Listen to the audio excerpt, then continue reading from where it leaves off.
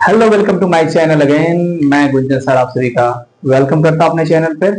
और कल जैसा है कि कल मैंने कुछ एसडब्ल्यू दिया था आप लोगों को और वो नोट्स बेस्ड था, तो नोट्स में वो मिल जाएंगे। और आज जो मैं आपको बताने चाह रहा हूं, पहले तो मैं कल की बात है थोड़ी सी। कल मैंने लास्ट टाइम आपसे ये डिस्कस किया था। कल मैंने ये बताया था कि मैटर जो है, matter is made up of particle. यहां तक हम कल पहुंचे थे। अच्छा, ये बता दूं मैं, ये लेक्चर 2 है आपका। मैटर इन स्टूडेंट चैप्टर 1 का ये लेक्चर 2 है। ठीक है। हाँ, तो लास्ट टाइम अपन ने बातें की थी, matter is made up of particle. तो जब मैटर पार्टिकल से बना हुआ है तो मैंने बताया था पार्टिकल की कुछ तो खासियत होगी, कुछ तो उसमें एडवांटेज होंगे। तो एडवांटेज बोल रहे हैं या कैरेक्टरिस्टिक्स बोल रहे हैं, both are equal. Show which types of characteristics under the particle। अब पार्टिकल के कौन कौन से कैरेक्टर्स हो सकते हैं। ओके तो कैरेक्टरिस्टिक्स ऑफ पार्टिकल। अब पार्टिकल के कैरेक्टर्स की आप बात करेंगे तो इसमें जो फर्स्ट नंबर पे है, पार्टिकल ऑफ कैरेक्टर्स की बात करोगे तो इसमें अगर फर्स्ट नंबर की बात करें तो आता है पार्टिकल के बीच में स्पेस होना, यानी कि particle have space between them, space between them. ये आपका फर्स्ट है। कैसे आप इसे एक्सप्लेन करें। आपको याद होगा मैंने कल एक छोटा सा एग्जांपल लिया था और उस एग्जांपल में मैंने ये बताया था कि आपके पास मान लो एक बीकर के अंदर वाटर है। इस वाटर के बाद दूसरा हमने लिया था आपके सामने, वापिस से अगेन सेम वाटर लिया था और ये मैंने कहा था कि ये 100 ml वाटर है। और इसके बाद सेकंड राउंड में भी हमने 100 ml वाटर लिया और इस वाटर में हमने क्या डाल दिया, शुगर डाल दिया। इस शुगर को जब हमने वाटर में डाला, शुगर किस फॉर्म में होता है, क्रिस्टल फॉर्म। क्रिस्टल हम सॉलिड को कहते हैं। ओके, तो क्रिस्टल फॉर्म में आपने शुगर को डाला वाटर के अंदर। तो जैसे ही आपने वाटर प्लस शुगर मिक्स किया है, तो वाटर और शुगर मिक्स करने के बाद कल ही मैंने ये बता दिया था, ये एक प्रकार का होमोजीनियस सॉल्यूशन, होमोजीनियस सॉल्यूशन बना देता है। एक ऐसा सॉल्यूशन बनाता है बच्चों जो सॉल्यूशन की कैसा होता है, बाइनरी होता है, मतलब एक फेज दिखेगा। अब वाटर और शुगर के क्रिस्टल मिलेंगे तो ऑब्वियसली वन ही फेज दिखने वाले हैं, दो फेज तो दिख नहीं सकते। तो ये जो कॉम्बो वाला फेज बना, तो उस दौरान क्या हुआ, एक तरफ तो क्या थे, एक तरफ तो वाटर के पार्टिकल थे, एक तरफ थे particle of water, particle of water. Okay, और दूसरी तरफ में थे particle of sugar, particle of sugar. आपने इन दोनों को मिक्स कर दिया, पार्टिकल ऑफ शुगर, इन दोनों को आपने क्या किया, मिक्स कर दिया। तो मिक्स किया तो लाजमी सी बात है कि particle of sugar goes to particle of water space. I want to say you that particle of water have space between them where sugar particles goes and intermix with them or settle down between the particle of water। I am saying to you that कि particle of water के बीच में जो gap था, space था, उस space में sugar के particle बीच में सेटल हो गए। अब जब वो बीच में चले गए तो इसका मतलब उसमें स्पेस था, उसी में वो चले गए। अदरवाइज क्या होता, अदरवाइज ये जो शुगर आपने डाला, लेट सपोज करते हैं 50 ग्राम आपने शुगर उसमें पुट किया है, तो ये वाटर तो 100 + 50 150 हो जाता। लेकिन ऐसा नहीं हुआ। तो ऐसा नहीं हुआ तो क्या हुआ, ऐसा नहीं हुआ, इसका मतलब ये जो शुगर के पार्टिकल हैं ये वाटर के पार्टिकल के स्पेस के बीच में एडजस्ट हो गए। That means we can say particle have space between them. This is our first characteristics. अच्छा एक और बात बताऊं, मान के चलिए एयर में पार्टिकल होता है, आप सीधे खड़े हैं, उसके बाद आपने चाहा कि मैं ऐसे ऐसे हाथ को घुमाऊं, ये एयर है, एयर के पार्टिकल है, उसमें आपने हैंड को इस तरह से रोटेट किया, तो हैंड रोटेट तभी हो रहा है ना जब एयर जो है उसमें पार्टिकल के बीच में स्पेस है। अच्छा अब क्वेश्चन ये भी राइज होगा, क्या सर ऐसी भी चीजें होती है जिसके पार्टिकल के बीच में स्पेस नहीं होती है? बिल्कुल नहीं होती, ऐसी भी चीजें होती है, लेकिन अभी हम जो अभी बात कर रहे हैं हम स्पेस को लेकर बात कर रहे हैं, फिर ऐसी भी बातें करेंगे कि स्पेस कहां नहीं होगी। अच्छा वाटर के अंदर कोई स्विमर जाता है, स्विमर अपने हाथों को उस वाटर के अंदर इस तरह से घुमाता है, रोटेट करता है, तो वो आगे की तरफ मूव करता है, तो वहां भी तो वाटर के पार्टिकल के बीच में स्पेस है, जिस स्पेस में कि हाथ घूम रहा है, जिससे कि अपन फ्लो आउट आगे की तरफ हो रहा है। दैट मीन्स क्लियर है कि इन सभी रीजन में कहीं ना कहीं यही बात डिपेंड करती है कि वाटर के पार्टिकल के बीच में स्पेस है, एयर के पार्टिकल के बीच में स्पेस है। तो इस तरह से आप जजमेंट ले सकते हो कि particle have space between them. तो ये अलग अलग एग्जांपल ना, तो इस तरह से आपका फर्स्ट कंप्लीट होता है।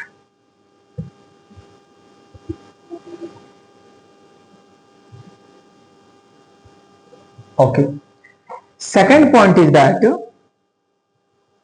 सेकंड पॉइंट आपको बताऊं मैं, सेकंड पॉइंट है particle of matter, particle of matter is continuously moving.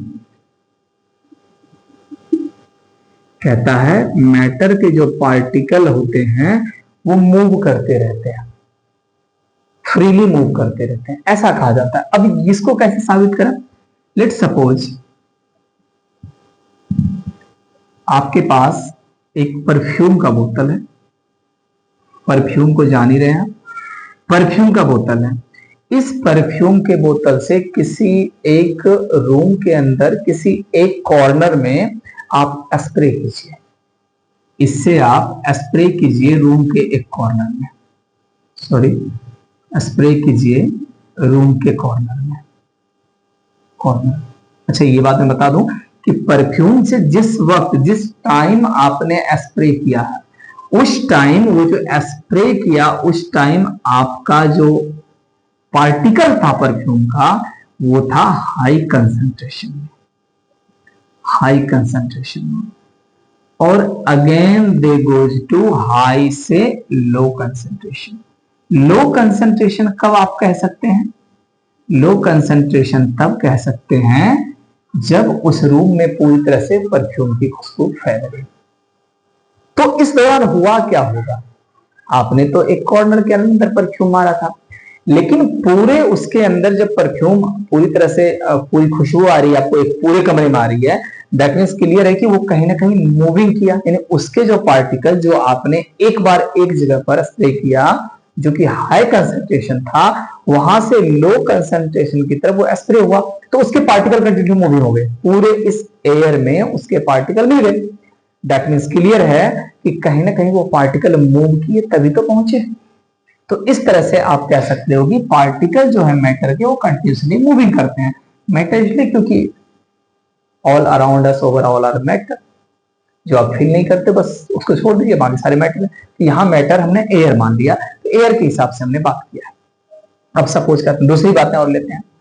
एक तो ये हो गया कंटिन्यू, दूसरा आपने लिया एक वाटर के लिए कोई पॉट लिया और नीचे से आपने दिया टेम्परेचर, टी टेम्परेचर आपने नीचे से इसमें डाल दिया। यहां जब आपने जिस समय वाटर लिया होगा उस समय आपका टेम्परेचर 25 डिग्री सेल्सियस है। उसके बाद जैसे ही आपने यहां से टेम्परेचर देना स्टार्ट किया तो ये 25 से 26 हुआ, फिर ये 27 हुआ, फिर ये 28 हुआ, इस तरह से कंटिन्यूसली क्या हो रहे हैं, आप टेम्परेचर को इंक्रीज कर रहे हो। तो टेम्परेचर इंक्रीज मतलब साइन आप ऐसे लगा सकते हैं। तो टेम्परेचर इंक्रीज कर रहे हो, कौन सा टेम्परेचर है ये? एक्सटर्नल, कि आपने बाहर से इसमें टेम्परेचर दिया है। तो ये जो एक्सटर्नल टेम्परेचर दिया, जिस समय आपने टेम्परेचर नहीं दिया था उससे पहले जो वाटर के अंदर के मॉलिक्यूल थे वो शांत थे, ज्यादा शांत नहीं थे लेकिन शांत थे, साइलेंट थे। पर after external temperature uses the water temperature just grown up and the particle of water a particle of water yes is moving fast। देखिए मूविंग पहले भी कर रहा था, मूविंग अब भी कर रहा है, तो हमें डिफरेंस क्या है? तो आप कह सकते हो कि जब एक्सटर्नल टेम्परेचर सर आपने दिया था तो उसके बाद क्या हुआ, ये पार्टिकल की जो स्पीड है ना, इस स्पीड में ग्रोथ हो गया। और ये जो ग्रोथ होती है स्पीड, इसके अंदर क्या होते हैं कि चूंकि आपने एरिया फिक्स कर रखा है तो पार्टिकल क्या करते हैं, जितना बड़ा आपने एरिया लिया उसी के अंदर तो आपस में एक दूसरे से टकराते रहेंगे। तो प्यारे बच्चों वो जो पार्टिकल आपस में टकराते हैं ना उसे कहते हैं कोलाइजन होना, कोलाइजन होना, कोलाइजन। तो कोलाइजन होने के बाद एक एनर्जी निकलती है, या आप ये कह सकते हो कि वो जिस एनर्जी मूवमेंट करने के बाद जो एनर्जी रिलीज हो रही है ना वो होती है के ई, काइनेटिक एनर्जी कहते हैं, जिसका फार्मूला होता है ½ mv²। ये कब की बात है? ये जब कोलाइजन होगा, कहां कोलाइजन होगा? पार्टिकल में। और वो पार्टिकल मूवमेंट स्पीडली क्यों करने लगा? स्पीडली इसलिए करने लगा क्योंकि आपने उसको एक्सटर्नल टेम्परेचर सोर्स दिया है। तो ये जो एक्सटर्नल टेम्परेचर सोर्स आपने दिया है जिसके कारण कोलाइजन हुआ, तो उसके अंदर जो एनर्जी आई ना वो एनर्जी आपकी काइनेटिक एनर्जी होती है। इसका फार्मूला होता है ½mv²। ये आपको 11th 12th में भी आ सकते काफी। तो ये सेकंड वाला था, ये सेकंड पार्ट जो था वो था। अब आगे चलते हैं। अब यहीं पर एक छोटी सी बात आती है, देखिए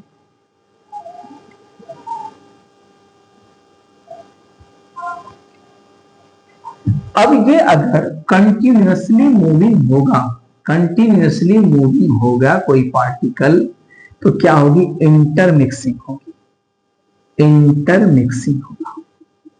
इंटरमिक्सिंग किसमें होगा प्यारे बच्चों? इंटरमिक्सिंग होगा पार्टिकल टू पार्टिकल, मतलब वन पार्टिकल इंटरमिक्स टू या इंटरमिक्स विद अनदर पार्टिकल।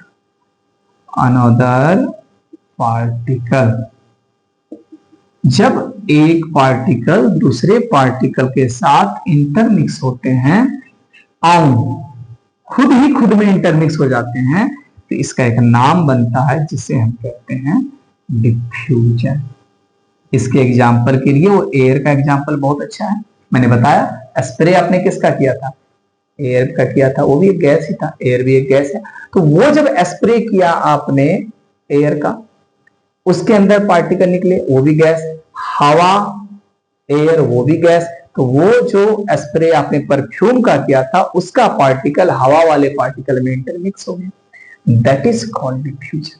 मतलब खुद के पार्टिकल में इंटरमिक्स हो जाना ही डिफ्यूजन कहलाता है, अगर आसान भाषा में हम कह सकें तो ये है डिफ्यूजन। अब डिफ्यूजन समझ में आ गया आपको, पार्टिकल के बीच में स्पेस होता है वो समझ में आ गया आपको, कंटिन्यूअसली मूविंग होती है पार्टिकल वो समझ में आ गया आपको, और उसके बाद मैंने बताया कि कोलाइजन भी होता है पार्टिकल से पार्टिकल में टकराने का, वो समझ में आ गया आपको। एक काइनेटिक एनर्जी रिलीज करता है, इसका फार्मूला ये होता है, ये समझ में आ गया। अब नेक्स्ट बात ये होती है हमारी, नेक्स्ट क्वेश्चन ये आता है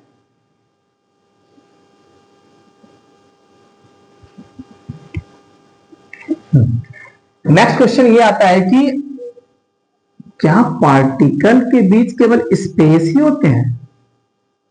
पार्टिकल हैव ओनली स्पेस और नो स्पेस? No space. तो अब देखिए पहला सवाल ये है आपका, अगर मैं आपसे ये कहूं, अभी मैंने एक एग्जांपल दिया था, वो दिया था एयर का। उस एयर में हमने अपने हैंड को रोटेट किया था, तो हैंड को जब रोटेट किया तो आपने उससे ये समझा कि भाई स्पेस है, उसमें पार्टिकल के बीच में स्पेस है, पूरी अच्छी तरह से आप हैंड को रोटेट कर रहे हो, पूरी अच्छी तरह से हवा में घुमा रहे हो, दैट मीन्स वहां जो स्पेस है वो कैसा है, बिल्कुल ही मैक्सिमम है। आई मीन एयर के जैसा जितने भी गैस है उसके बीच में मैक्सिमम स्पेस होता है, एक बात।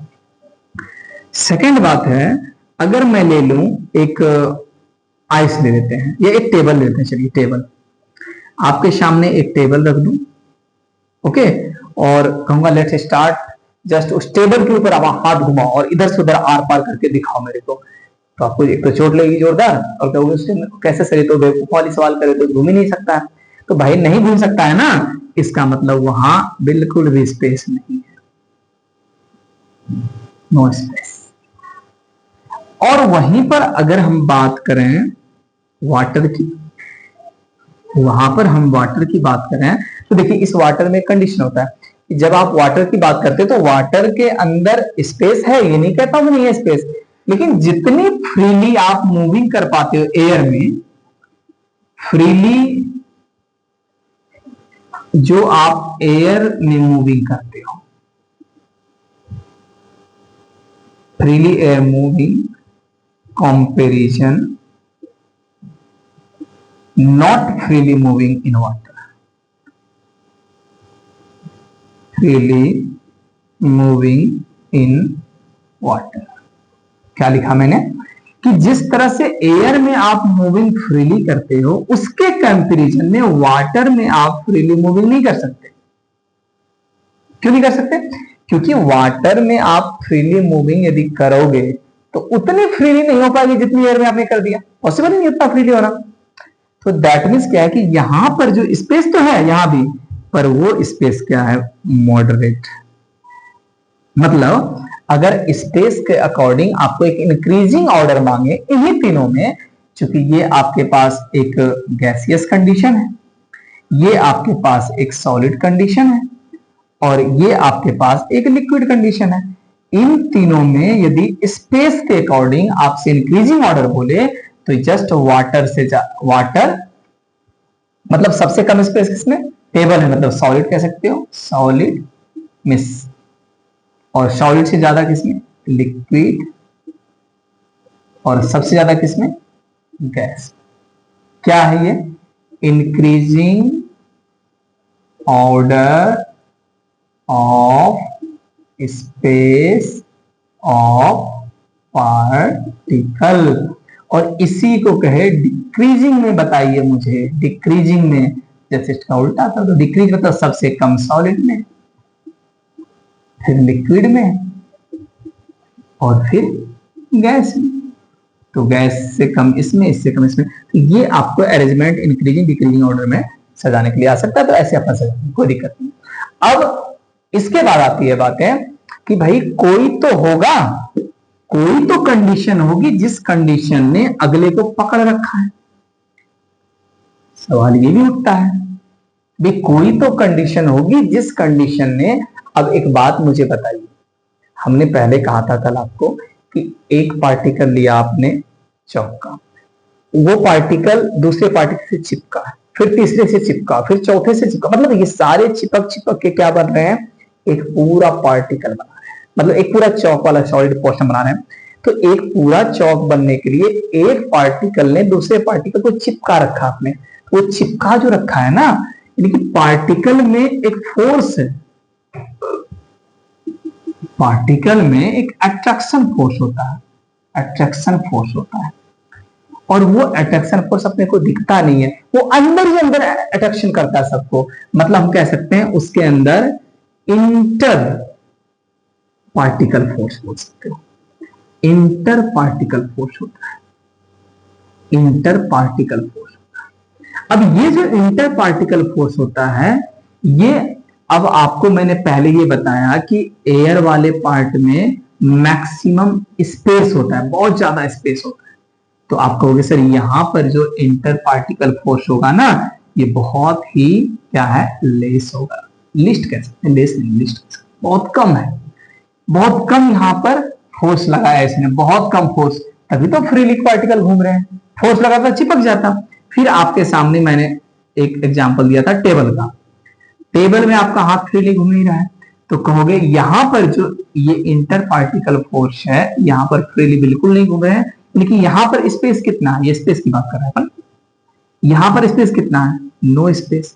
नो स्पेस मतलब कोई जगह नहीं रहने दिया अगले ने, मतलब है कि बहुत ज्यादा हाईएस्ट फोर्स यहां लगा रखा है, हाईएस्ट फोर्स लगा रखा है। और एक आपके सामने वाटर आया था, इन वाटर में आपने क्या देखा कि स्पेस है पर मॉडरेट है, ना ज्यादा ना कम।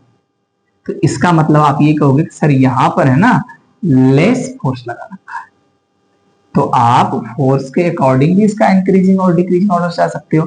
अगर इसके हिसाब से फोर्स के अकॉर्डिंग आपसे पूछा जाए, फोर्स के अकॉर्डिंग इंक्रीजिंग ऑर्डर आपको बोले सजाने के लिए, तो आप फोर्स के अकॉर्डिंग सबसे ज्यादा फोर्स किसमें, टेबल में, तो पहले टेबल आ गया। उससे कम फोर्स किसमें लगा है, उससे कम फोर्स इसमें, वाटर में, तो वाटर हो गया। और सबसे कम फोर्स किसमें लगा है, एयर में, तो एयर आ गया इस तरह से। और इंक्रीजिंग ऑर्डर है इसको जस्ट अपोजिट आप लिख सकते हो ऐसे, एयर है, फिर वाटर है, और फिर टेबल है। ठीक है, ऐसे लगा सकते हो इंक्रीजिंग बढ़ते हुए, और ये आपका डिक्रीजिंग बना लो, इसको कोई बात नहीं, एक ही बात हो। तो इस तरह से आप फोर्स ऑर्डर भी सजा सकते हो। दैट मीन्स क्लियर हो गया कि दो तीन चीजें आपके सामने आई, एक तो स्पेस था तो वो कैसे था, दूसरी बात आपने ये देखा कि स्पेस के बाद पार्टिकल में फोर्स भी था, जब इंटरमिक्स हुए तो एक डिफ्यूजन बना। तो ये बहुत सारी चीजें आपने इसमें समझे, जबकि आज हमारा टॉपिक सिर्फ इतना था, कैरेक्टरिस्टिक्स ऑफ पार्टिकल, मतलब पार्टिकल की विशेषताएं। तो ये जो आपके सामने दिख रहा है, ये सारा का सारा जो है कि कंसेप्ट कैरेक्टरिस्टिक्स ऑफ पार्टिकल का था। अब इनके बेस के ऊपर देखिए कितने क्वेश्चंस मैं पूछ सकता हूं आपसे मैं क्वेश्चन पूछता हूं। पहला तो कहेगा आपसे कि right the characteristics of particle. First तो ये पूछा जाएगा आपसे क्वेश्चन। सेकंड ये व्हाट इज डिफ्यूजन। थर्ड ये राइट द इंक्रीजिंग और decreasing order of increasing and decreasing order of space of particle between solid, liquid, gas। उसके बाद what is external temperature, external temperature। फिर उसके बाद पांचवा व्हाट इज कोलाइजन। फिर छठा और भी पूछा जा सकता है आपसे कोलाइजन, व्हाट इज के ई, काइनेटिक एनर्जी क्या होता है। ये सारे के सारे क्वेश्चंस जो आपके सामने हैं, ये सब क्वेश्चंस इतने ही देर में पढ़ाया मैंने, जितना देर पढ़ाया उसी में इतने सारे क्वेश्चंस हैं। पता है diffusion, intermixing of particle, characteristics of particle, space between them, intermolecular force between them, attract between them, ये सब हो सकता है। फिर ये सॉलिड, लिक्विड, गैस में स्पेस के अकॉर्डिंग चलेंगे, तो आपको पता है कि सबसे ज्यादा स्पेस गैस में होता है, तो इसको इस तरह सजाओगे तो वो बन जाएगा, और डिक्रीजिंग में इस तरह सजा देंगे। अच्छा, उसके बाद है आपका व्हाट इज एक्सटर्नल टेम्परेचर। तो the temperature which is given by the external source to anything.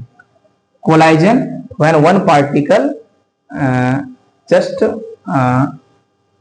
One particle just attack to another particle, है ना, तो वो आपका कोलाइजन हो गया। व्हाट इज की काइनेटिक एनर्जी क्या है, कि when any particle release their energy is called kinetic energy. और वो कैसे रिलीज होता है, जब दो पार्टिकल आपस में टकराते हैं तो वहां पर एक रिलीज होता है, कोलाइजन होता है और उससे एनर्जी रिलीज होती है, वो काइनेटिक एनर्जी होती है। तो ये सारा आज का लेक्चर था हमारा। तो इस लेक्चर में हमने ये सब कुछ पढ़ा है आज जो आपके सामने है। तो मैं फिर से वही बात दोहराऊंगा कि हमारे इस चैनल को बहुत ज्यादा सपोर्ट करें और हमें थोड़ा इंटरेस्ट लगे पढ़ाने में आपको, क्योंकि जब आप मुझे सपोर्ट करेंगे मुझे बहुत अच्छा लगेगा। तो हमारे लेक्चर के साथ हर दिन बने रहें आप लोग, लेक्चर को देखें समझें। नोट्स के लिए आपको पता है कि दी टेलीग्राम नोट्स फ्री चैनल है, उसके ऊपर आप जाए अपना नोट्स लें, कोई दिक्कत नहीं है। अगर आप मुझे ऑनलाइन क्लास भी लेना चाहते हैं तो आप मुझसे कॉन्टैक्ट कर सकते हैं, टेलीग्राम चैनल के ऊपर आप मुझे अपना डिटेल्स भेजें।